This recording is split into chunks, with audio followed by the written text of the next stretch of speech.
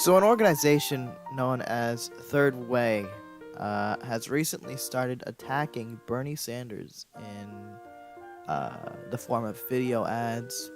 Um, According to an email Bernie Sanders has written out and sent to his supporters, Third Way has been putting ads in early primary states like Iowa, New Hampshire, South Carolina, and Nevada, calling him out by name and saying his ideas, like Medicare for All, are a path to defeat in 2020.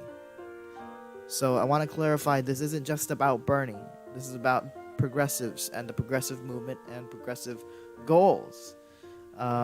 So while they're obviously afraid of Bernie Sanders and trying to sink his 2020 ship before it even sets sail, they're also attacking progressives while they're at it. So let's say you support another progressive candidate to run for president, not Bernie. Let's say you support Richard Ojeda. Let's say you support Tulsi Gabbard, even though she hasn't said she's running, but there's potential she could run. Or maybe you support Elizabeth Warren, even if you can consider her progressive. They're attacking you too. They're attacking our ideas. They're going after all of us. So don't think this is just a Bernie issue or anything like that. This is a big issue, and what this organization is called is Third Way. So Third Way is a pretty common ideology.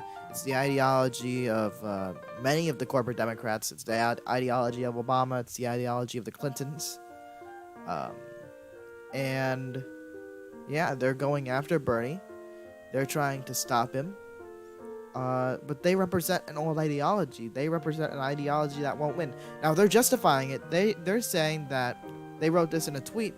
They're saying that Democrats must say no to a litmus test, but yes to vigorous debate about whose ideas are best to beat Trump. And Senator Sanders' ideas, according to them, were crushed in the midterms. They're not the way to win.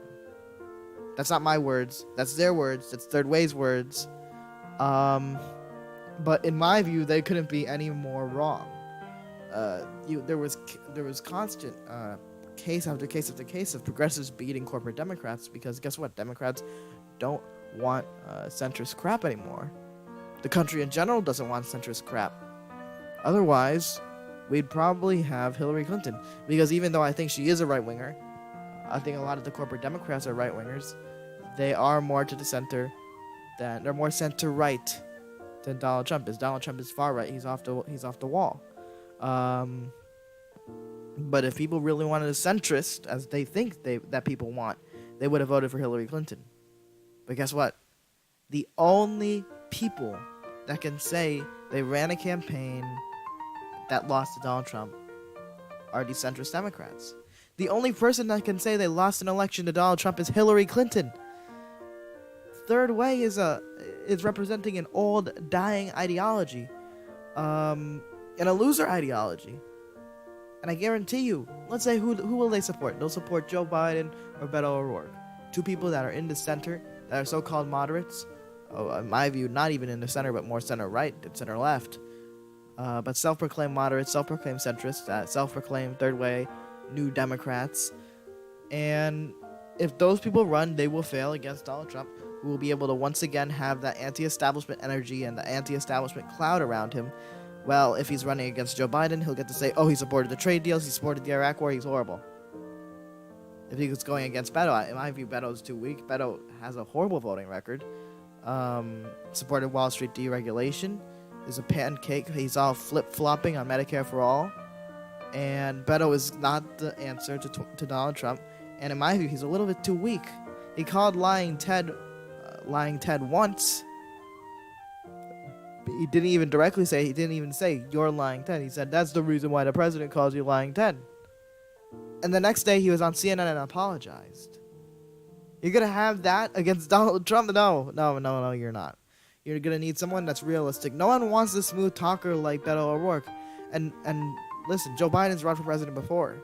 I understand he wasn't vice president before, but he was still always a pretty big name. In the first election he ran, he was the front runner, and he went down with the campaign because of his flawed campaigning skills and his flawed personality, I suppose.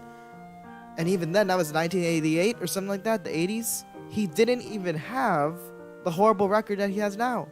You can look at his record now. Supported NAFTA, supported the horrible trade deals that outsource millions of jobs, supported the Iraq War, supported the Patriot Act. He has the literal same problems as Hillary Clinton, and that's the ideology. That's the people that third way wants to win. That's who they want to run, and that's who they think will beat Donald Trump. They're idiots, and they're scared. They're trying to beat Bernie early, so Bernie decides, oh, maybe I'm not gonna run. But Bernie's gonna run. I made a video on his If I Run email. He clearly wants to run. You can look at the videos of him. His tone has changed about 2020. He has said he's thinking about it. He said he will run if he feels he's the best candidate, and I do believe he probably does feel he's the best candidate. No one else, he says, is no one. He's not endorsing anyone else. He's not saying, hey, this guy seems really like a really good presidential candidate. He's saying himself. And it's going to be a crowded field. It's going to be like 2020, excuse me. I mean, it's going to be like 2016 on the Republican side. There's going to be Joe Biden, Beto O'Rourke, Elizabeth Warren, Kamala Harris, Richard Ojeda, Bernie Sanders, and more. Cory Booker, Julian Castro. Julian Castro announced he's going to announce his presidency in January. I mean, his presidential ambitions in January. Richard Ojeda already announced. And this isn't a disrespect to Richard Ojeda. I respect Richard Ojeda. I don't know much about Julian Castro. He seems like a centrist establishment type, so I'm probably not going to be a fan of him. He seems a little boring. Amy Klobuchar is going to talk about running. She's going to get super low. I could make a whole video on my predictions, and I think I will. But listen, these attacks only prove Bernie Sanders is on the minds of these establishment folks. It's the same reason the media attacks him, because they think he could win and they want to crush him early. But let them try. Let them try. Right now in this election, Bernie Sanders doesn't have to go from 0-something. We'll see if he can win. I think he's going to win. That's my bold prediction. Spoiler to my prediction videos, but I think Bernie will win. I think Bernie has the best chance to beat Trump because no one else can have that anti-establishment bubble Bernie Sanders has. No, Bernie Sanders did not support the war on Iraq. He did not support the horrible trade deals. He did not support the Patriot Act.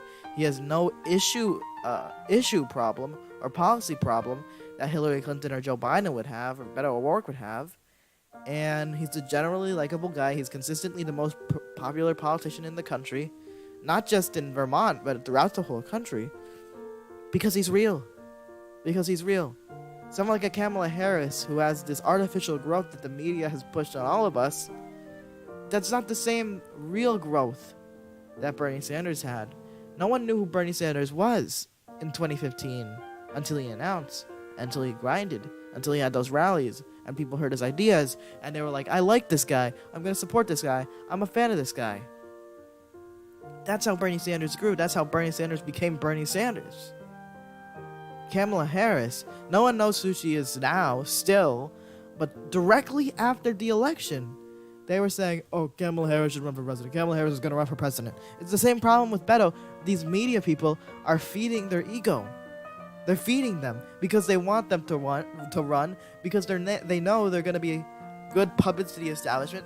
They know that they're going to be friendly to the establishment. They know they're going to be friendly to their corporate donors. They're not going to lose their donors.